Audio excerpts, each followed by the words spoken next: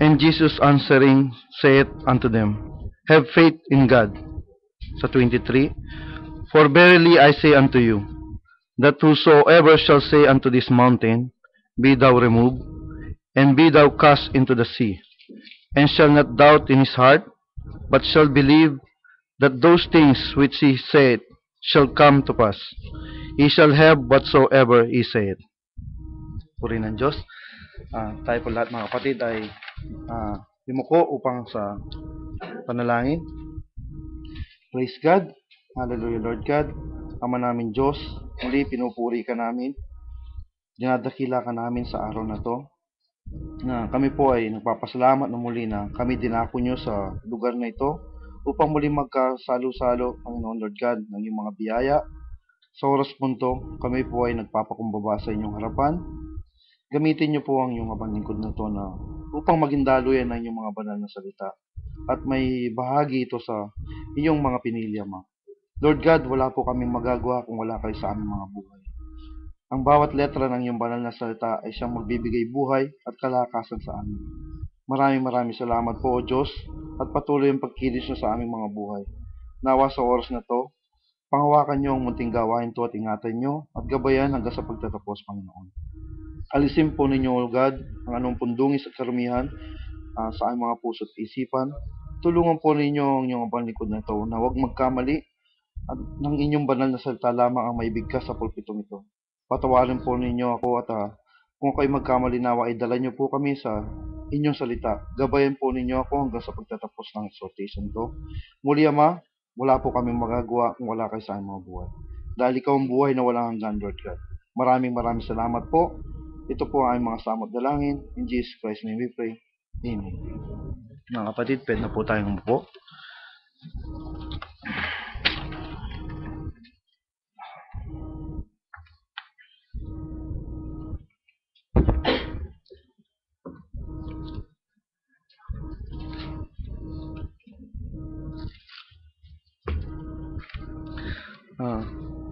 Sabi po dito sa bagamat palagi natin nababasa ito na tungkol to sa faith, kung paano an example ng ating Panginoon na paano gaano mang kaliit nga yung ating faith kaya natin gawin ng anumang bagay.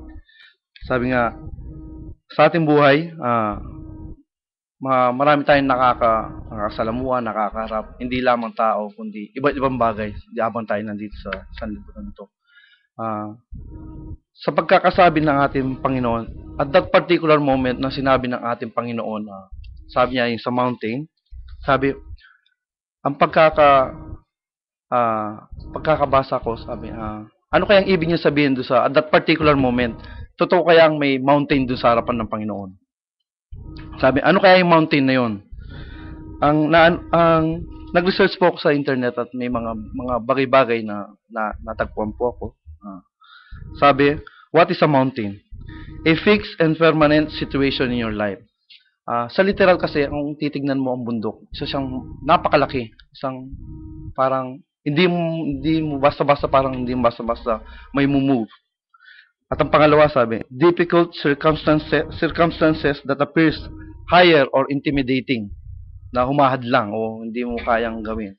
So parang in simple, parang isa siyang hadlang para sa magiging sa pakikisalamuha mo habang ikaw nandito sa mundong ito.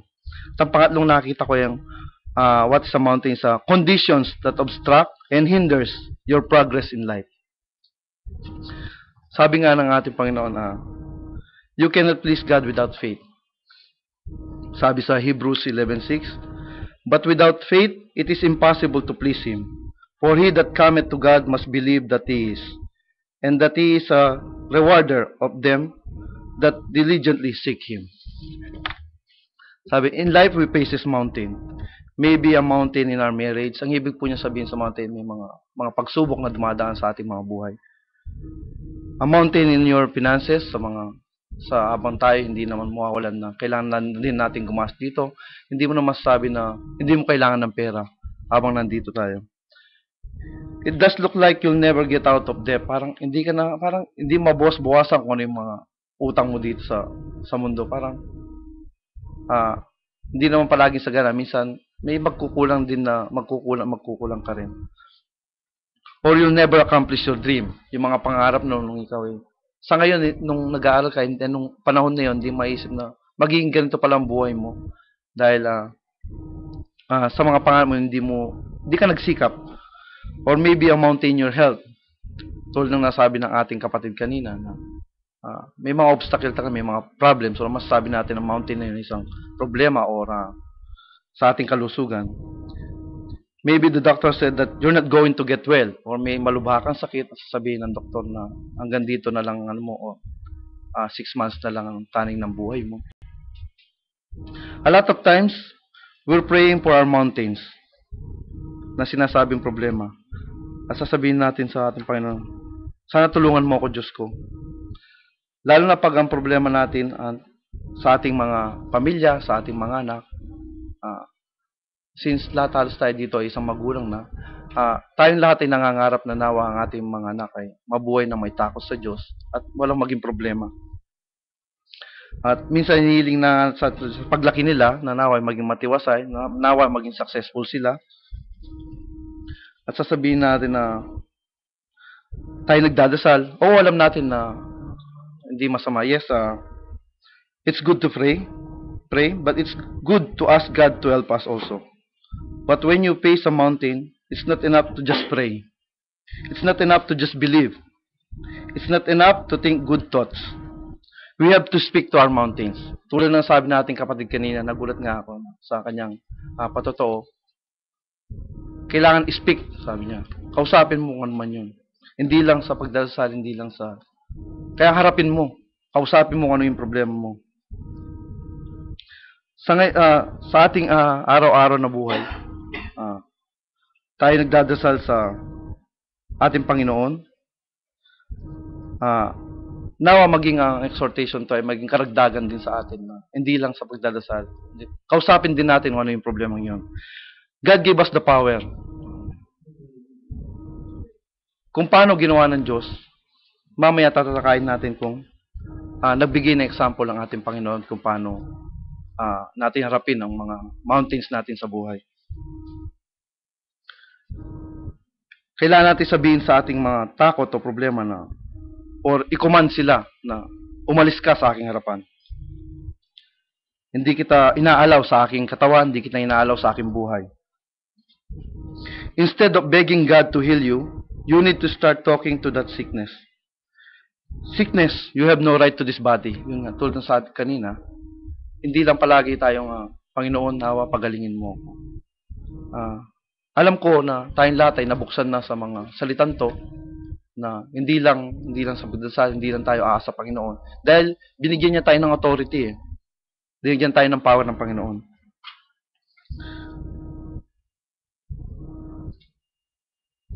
If you're going to have a mountain-moving faith, you got to speak to your mountain. I've learned that if you will not talk to your mountains will talk to you. All through the days, sa kakakaisip mo, kanina nga lang umaga may narinig ako sa isang kapatiran, sabi niya kasi nagbibiro kami.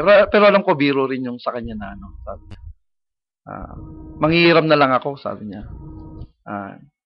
Ng sasakyan. Parang magbibiruan lang kami sa sasakyan. Manghihiram na lang ako.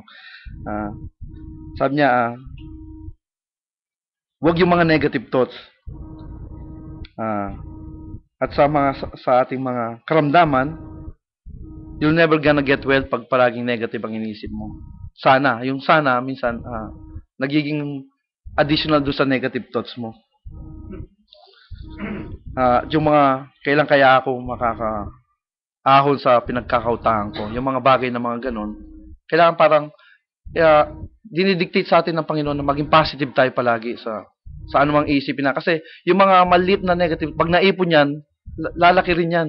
Hindi imbes na palitang isipin natin o pawala yung mga inisip natin na negative sa ating buhay o yung mga problemang ganyan. Dapat harapin natin. Sasabihin mo sa inyong sarili na ako may control dito. Dahil ganito rin ang ginawa ng Panginoon. Ganito ang pinangako niya sa akin. I'm not gonna let my mountain talk to me. At sasabihin mo sa iyong problema o sa iyong bundok na madidipit kita. It's not a coincidence that God chose a mountain that represent our problems or obstacles in life. Yun nga, sulad ng sabi kanina, ang bundok ay hindi maliit at hindi rin to biro-biro na kaya mong i-move. Na permanente sila. Kung iisipin natin, kung naging literal ang pagkakaintindi natin doon sa mountain na sinabi ng Panginoon. Halimbawa, sa Pampanga na lang, kung sasabihin ng Panginoon, yung pinatubo, umalis ka dito. Sino kayang tatanggap sa pinatubong yun na lugar na tatanggap sa ganun? Hindi literal na, at that particular point, hindi mountain ang tinutukoy ng Panginoon. Ang tinutukoy niya paano kausapin o paano idirekta ang mga mararanasan mo sa buhay, mga problema mo sa buhay. You may be facing a situation now, but it looks like it will never change. There are too many obstacles. God is saying today, if you will start speaking to that mountain, sabi niya, you will discover it is not permanent. That situation you deal for a long time, yung sickness, yung depression, looks like it's not going to change. You pray, you believe. That's all good. But if you want to see the mountain move, you need to start talking to it. When you speak words of faith, something happens in the unseen. The forces of darkness are defeated. The enemy becomes to tremble when you say, sickness, you gotta go. Death, you cannot stay in my life. O rebellion, sa paglaki ng ating mga anak, I'm in control of my child, o yung anak ko ang gagabay sa Panginoon. Depression, you will not steal my destiny. When you speak, claim the authority that God has given to you. Amen. Yun ang pinaka-importante. Tulad natin, alam natin ang katotohanan. Then all the forces of heaven comes to attention. At sila ang gagalaw sa hindi mo nakikita. The mighty armies of the unseen Most High God will stand behind you. No power can stand against God, no sickness, no pain, no fear. Palagi natin binabasa ito. When you speak, do not doubt, and the mountain will move. Now, it may not happen over time. Sa ngayon, hindi mo siguro makita. Pag talikod mo, hindi mo makita. O paglipas ng panahon, mararamdaman mo lang na nangyari yung sinabi mo. Hindi instant din na sinabi na magkaganto. Halimbawa na lang nung sa nangyari sa ating Panginoon, sa isa rin sa mga nababasa natin. Kung naalala niyo yung fig tree. When Jesus was walking to a town, he saw a fig tree. He went over to get something to eat, but the fig tree does not have fruit on it. He looked at the tree and said, you will not produce fruit anymore. Notice, Jesus talked to the tree. Kinausap niya, hindi niya sinabing na sa Panginoon nawa. Hindi niya sinabing ganun. Jesus talked to the tree. People of faith talk to their obstacles. Jesus walked away. He did not look anything had happened. Parang walang nangyari. Basta kinausap lang niya yun.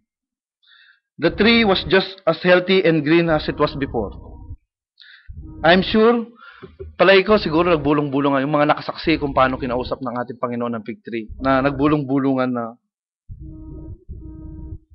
sabi siguro, it didn't work. Sabi siguro ng mga iba. It didn't die. What they didn't realize was underneath the ground, in the root system, the moment Jesus spoke, all life was cut out to that tree. When they came back to see the town a little later, the disciples stood there in amaze. They saw that the tree withered up, totally dead. In the same way, the moment you speak to your mountains, something happens to the unseen. Yun ang sinasabi kanina. Hindi instant minsan na mangyayari yun. Paglipas siguro ng mga ilang oras o ilang araw, doon mo makikita yung result ng mga sinabi mo. At doon mangyayari na i-release ng Panginoon ng favor sa iyo. He begins to move people out of their way, isasend niya yung healing, isasend niya yung breakthrough, isasend niya yung pagka-victory mo. You may not see what God's doing behind the scene for something that the mountain may just look like as big and permanent and strong as you na naobserbahan. But if you will stay in faith and just keep speaking to that mountain by calling yourself healthy, pag sinabi sa iyong sariling, malusog ako,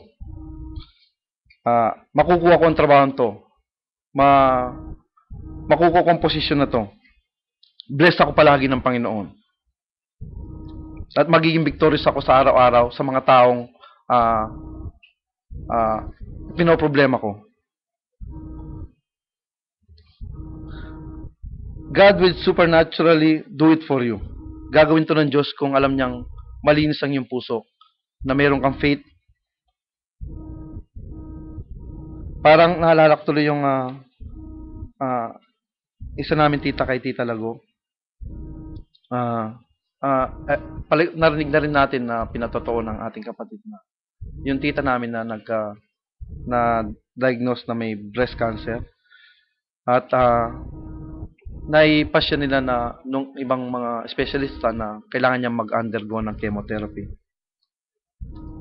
Pero saksi tayong lahat na palagi niyang tinatawag sa ating pastor na nawa ipanalangin siya dito sa ating church. At hindi lang tayo nanalangin, nasaksiyan din natin kung paano ikuman ng ating pastor na kinuman niya na alisin ito sa kanyang katawan.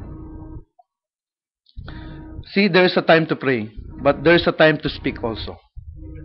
You don't pray about your mountain, you speak to your mountain. And command it to go.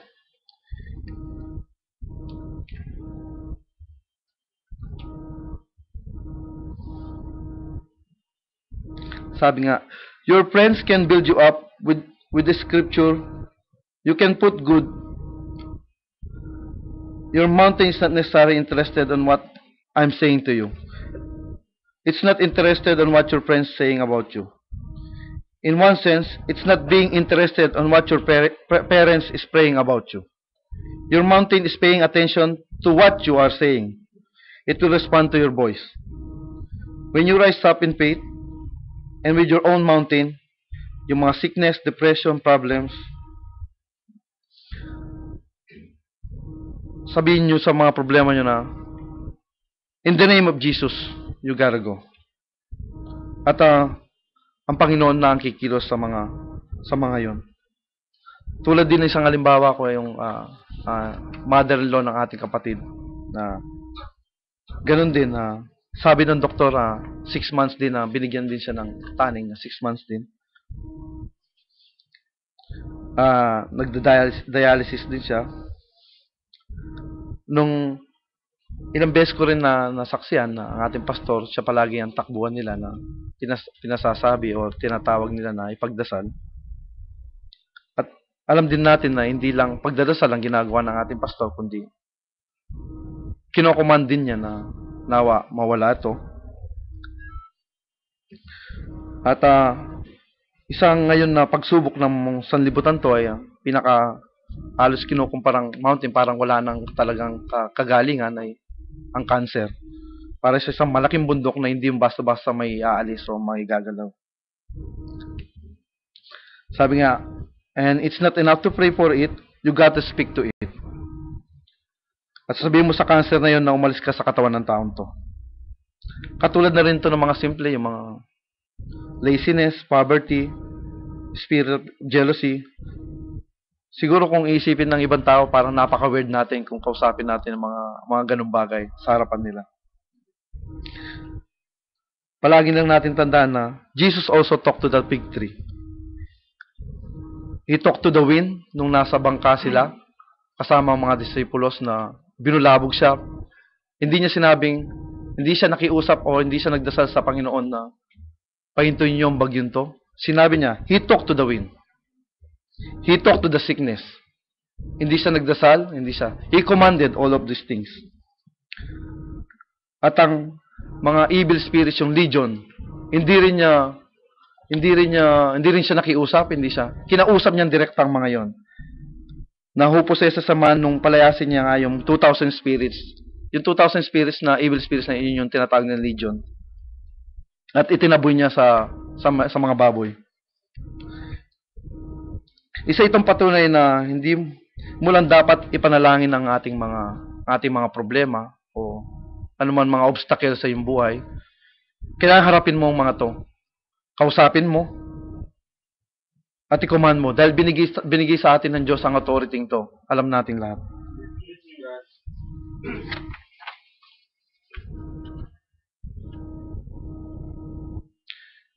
Minsan nagiging negative tayo na nakakalimutan natin nga, yung pagbibigay sa atin ng authority ng Diyos. Ilang beses ko rin narinig sa ating pastor na kailangan ma-practice natin yung mga yon. Magampanan natin ng kung paano naging perfect ang mga disciples noon. Kailangan makaabot tayo doon at magagawa natin ang lahat. Kailangan palagi tayong positive, yung gagaling ako, mawawala to. Ang mga problema ko sa trabaho, mawawala rin to. Kailangan harapin natin ang mga bagay na yon. When negative thoughts come into our mind, just turn it around. God has promised, I am the head and not the tail. I will lend and not borrow. He said, He will prosper me even in the desert. So mountain, I'm speaking to leave me. Sabihin mo palagi yun sa iyong sarili. At hindi, no, with my own mind, I'm saying, mountain of death, mountain of luck, you gotta go. That's mountain moving faith. Think about yung kay David din na sitwasyon. Palagay nyo ba, nung harapin ni David si Goliath, ikukumpara mo sa panahon ngayon, kung iharap sa isang higante at isa ka lang maliit na paano mo haharapin kung yung mind setup ni David kung hindi siya talaga mananampalataya.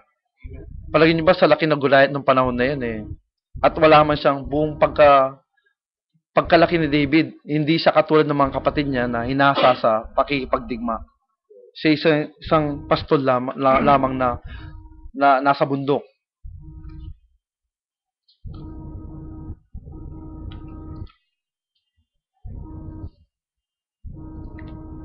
At palagay nyo ba yung pangungutya nung sinabi ni David na siya ang haharap sa kay Goliath? Palagay nyo ba yung istorya ay ganun lang? Marahil marami kang marinig sa palipaligid na para bang napakalit ng taon to, ano kayang gagawin niya doon? Yung i-imagine niyo ipasok niyo yung sarili sa senaryo na nangyari yun. Kung wala kaya si David ng ganun na pag-iisip tulad ng ating Panginoon, may harap niya kaya sarili niya kay Goliath? Kung babasahin ko ang buong istorya, mahaba yung istorya ni David tungkol sa sin na yon.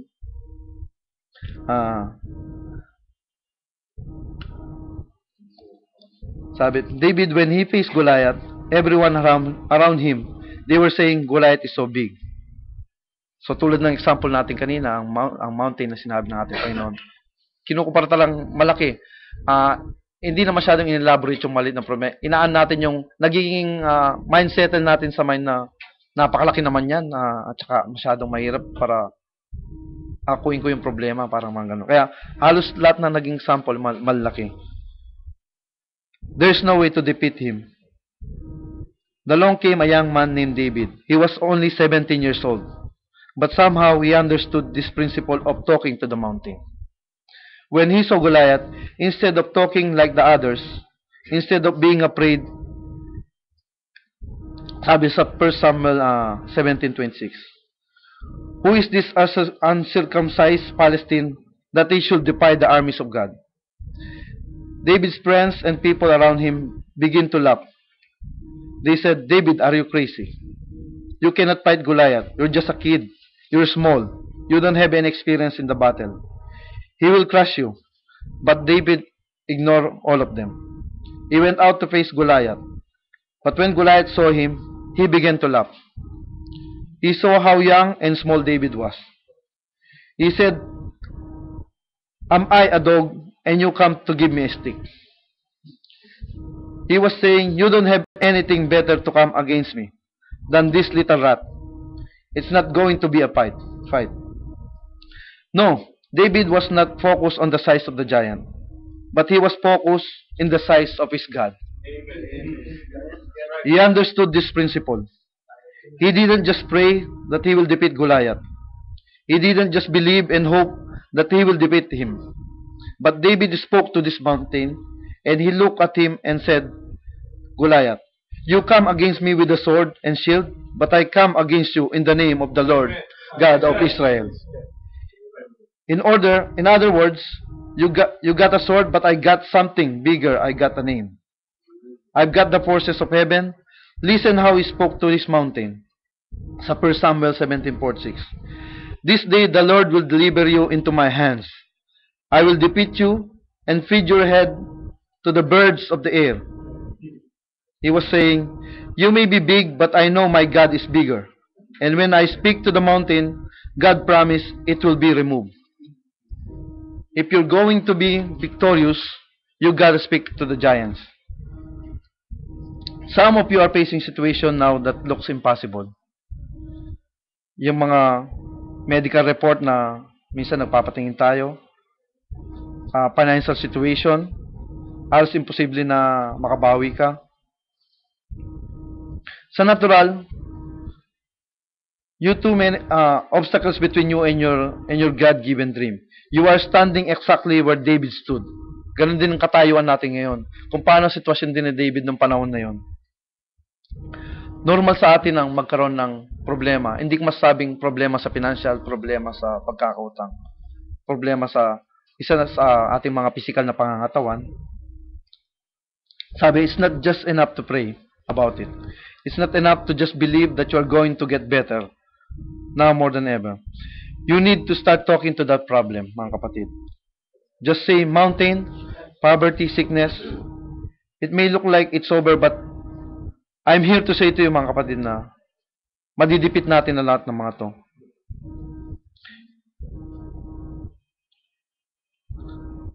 And I know when I call in the name of Lord Jesus Christ, all the forces of heaven will come to attention. So I say to the mountain, be removed and get out of my life. I will live and not die to those sa mga may sakit. I am blessed and I cannot be cursed. Brothers and sisters, incredible powers will release when we speak to our problems. Too many times we're talking to God about how big our problems are. We should be talking to the mountain about how big our God is. Minsan kung kailan pa natin pinag-uusapan ang ating mga problema, lalo itong nagbibigay ng kainahan sa ating mga katawan. When we always talk to our problems, we feel weaker. We see this principle from the very start of the scripture. Tulad na lang sa Genesis, he said that the earth is without form and void. There was darkness everywhere. What happened? God said, in other words, it was dark and gloom. Isn't it interesting that things didn't change just because God's presence was there? It didn't get better just because God thought, I wish I had a word. I wish all will be in order. Nothing happened until God spoke. Hindi ko lang kung nagigit nyo. Hindi yung presensya ng Diyos yung nandun nung sa Genesis. Kundi nagsalita siya. He talked, He speak. He said in the darkness, let there be light. Think about the word let. It indicates that something was opposing God say in the middle of darkness. Opposing let there be light. In our times, our difficulties when it's dark and gloomy, you got to speak to the light. When there's a tension and strife to your home, you need to say, let there be peace at home. Yung power ng salita natin na lumalabas sa ating mga bibig, nawa may practice natin yung pinangako sa atin ng Diyos. Tulad na lang natin mga financial crisis, sabihin natin na masosolusyonan lahat ang mga to. At palagi natin sabihin sa ating, bibigyan din ako ng Diyos, bibigyan din ng Diyos yan. Ayon sa plano ng ating Panginoon. Sa ating mga kalusugan, kausapin natin, harapin natin ang mga to. remember when inutusan ni Joshua na huminto ang araw. Nang patigilin nga just like he stopped the sun for Joshua, inutusan niya ang Diyos na i-stop ni Joshua ang araw, ang pagtakbo ang pag-ano ng araw, ang pag-ikot ng araw. God interrupted the whole universe just because one man have uncommon faith. Just like he stopped the sun for Joshua, he can help you also overcome your problems. If you will take the limits of God and release your faith in uncommon ways, then you will see God do uncommon things for you. In other words, we went around talking to this mountain saying, I have the favor of God. I can do all things through Christ. Tulad na lang ng ako na-experience ko rin daw na nung bago-bago rin ako dito, nung nag-a-apply din ako ng trabaho, tulad din ng narinig ko sa ating mga kapatid, basta i-claim mo na sa iyon, na para sa iyon. At totoo nga po na nangyari yon, ang pagkikipag-deal sa Panginoon at ang kinlaim na ito yung para sa akin. Nung nag-a-apply po ako, ganun po yung nangyari. Bagamat nangihirim po ako ng guide sa ating nakakatandang kapatid kung tatanggapin ko nga yung ibang offer noon. At salamat sa Diyos at dinala niya ako sa magandang at matiwasay na trabaho. Noon din panahon pong yun, nung papasok po ako sa interview, kinlaim ko rin po yun na tulad ninyo mga kapatid na kayo nagkiklaim din sa mga bawat hilingin nyo, sa bawat ipakiusap nyo sa Panginoon, sa bawat inaharap na mga problema. I-claim po natin mga dahil binigyan po tayo ng authority ng ating Panginoon tungkol sa mga bagay na ito.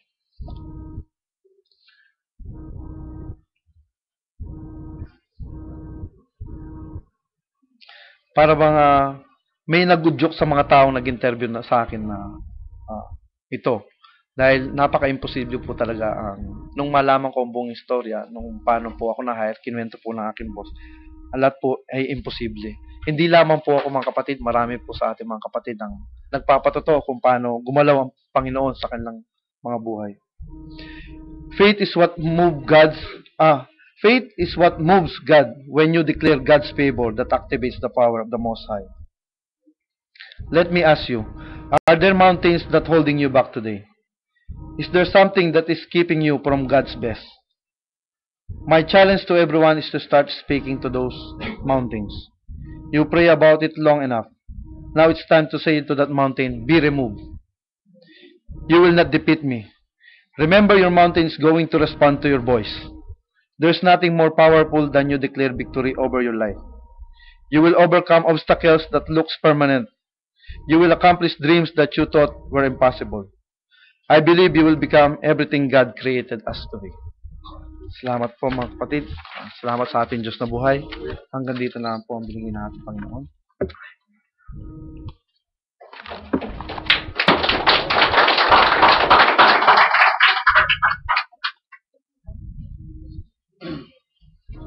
Salamat sa Diyos sa kanyang encouragement at nalaman natin na ang mountains na yun ay mga obstacle na hinaharap natin sa ating buhay at sa pananampalataya ay papagtatagumpayan natin yun sa tulong ng ating Diyos. Anyahin ko pa na kayong tumaya mga kapatid at tungo tayo sa praise and worship.